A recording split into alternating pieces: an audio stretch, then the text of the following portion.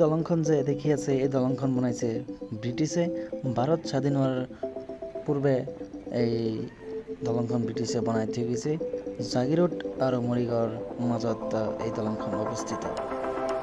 আপুনি যেতিয়া জাগিৰোডলৈ যায় তেতিয়া এই দলংখন দেখা পাব